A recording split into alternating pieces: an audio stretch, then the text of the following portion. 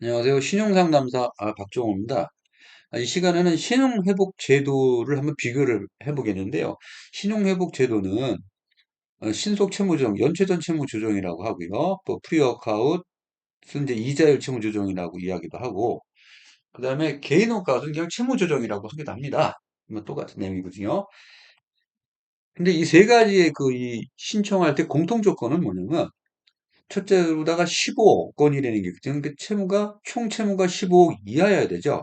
신용이 5억이고, 이제 담보가 10억, 그래서 15억이고요. 원금, 이자, 연체 이제 합친 겁니다. 그리고 수입 부분에 있어서 취득생계 이상 소득이 있다고 하지만은 변제 가능성이 있어야 돼요.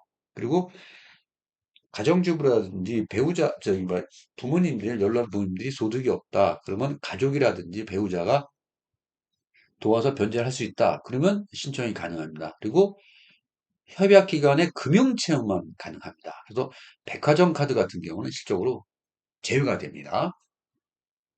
그 연체 일수에 따라서 나눠지는데 신속 채무 조정과 프리 워크아웃 그리고 개인 워크아웃으로 나눠지는데 연체가 없어도 신속 채무 조정은 신청이 가능한 이 규정은 또 따로 있습니다. 그래서 1에서 30일은 신속 채무 조정, 30일에서 89일은 프리 워크아웃 그리고 개인 워크아웃은 90 이상인데 신속 채무 조정 뭐 32일 연체했는데 신속 채무 조정하겠다. 이거는 받아들여지지가 않습니다.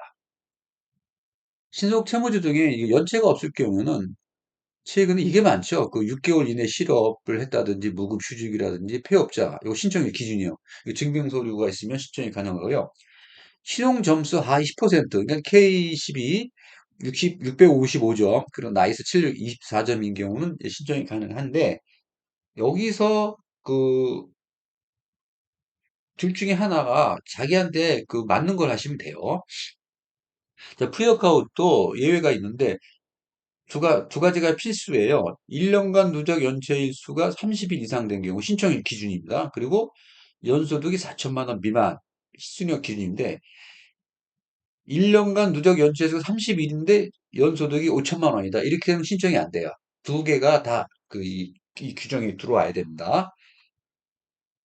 신용회복 가능 채무는 협약기간 채무만 가능하고요. 금융채무인데 햇살론, 신용카드, 캐피탈, 자산관리공사, 그죠? 이거 대부자산관리, 이거는 이제 부실채권은 매입하는 그런 회사거든요. 그 신용회복 홈페이지에서 꼭 확인하셔야 되고요.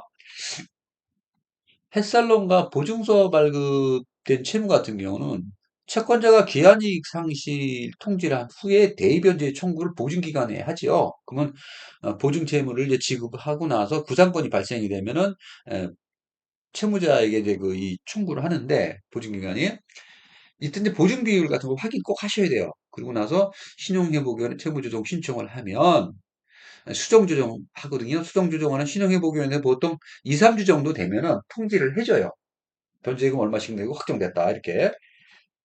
그 신용카드 채무 같은 경우 일시불 할부, 현금 서비스, 카드론 모두가 이제 이 신용카드 채무인데 여기서 중요한 게 왜 이렇게 나눠놨냐면은 최근 채무 30% 신규 채무 30%그 비율 책정할 때 일시불 할부 현금 서비스 같은 경우는요, 카드 발급일 기준이에요. 그러니까 2년 전에 신용카드를 발급받았다. 그리고 일시불을 지난달에 사용했다. 그러면 지난달에 사용한 거를 2년 전에 사용한 거로다가 이 적용을 하고요. 이 카드로는 대출 발생 한 날 기준이에요. 그래서 이거는 카드로는 발생한 날짜가 기준이기 때문에 이거 꼭 확인하셔야 되고요. 이 세 가지 제도를 특징을 보면은 신속채무조는 연체전이잖아요. 그리고 원리금 분할이고 최장 10년 동안 이건 채무자 조건에 다 다른 거고요. 프리워크아웃은 이자율 인하가 되고 원금 균등 분할이고 최장 10년.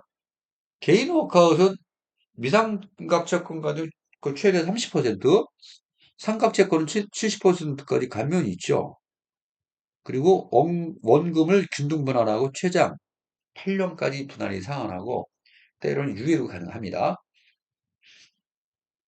이거는 우리가 채무 조정 제도의 이 제도별 단점, 이게 불리하다고, 채무자한테 불리하다고 제가 따로 한번 만들어 봤는데요. 이 신속 채무 조정은 연 15%의 이자가 붙어요. 이자가 붙어가지고서 1억이다. 그러면 사실 이자가 10년 동안 내면은 5천만 원 이상 되거든요. 그래서 초기에 이자 부담이 굉장히 강합니다. 프리워크아웃도 그거에 뭐 8%지만 그것도 만만치 않아요.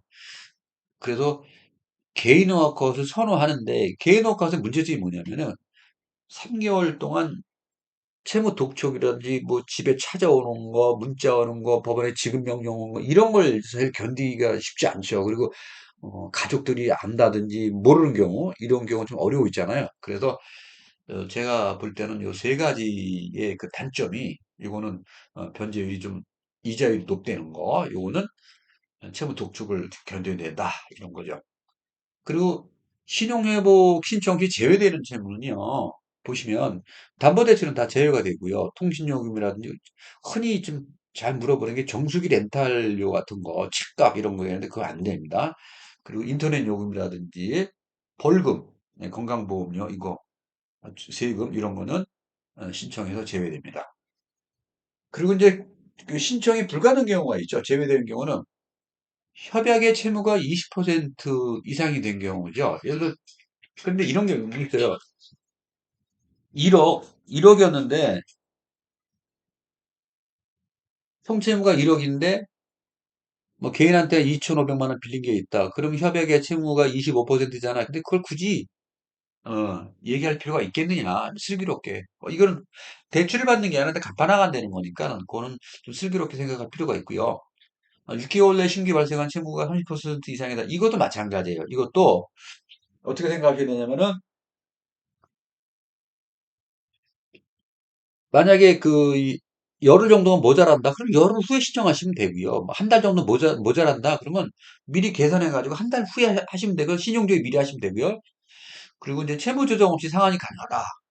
예를 들어서 채무에 비해서 소득이 이제 많은 경우, 이런 경우는 뭐 제외가 되고요. 채무액보다 재산 평가액이 많을 때죠. 그래서 예를 들어 채무는 5천만 원인데 암만 평가를 해도 우리 공제하는 게 있거든요. 공제 계산을 하면은 신청 가능할 수도 있는데, 예를 들어서 3억이다. 이럴 경우는 암만 공제 크게 한다고 하더라도 신청이 불가능해요. 그래서 신청 불가능한지 미국 알아보시기 바랍니다.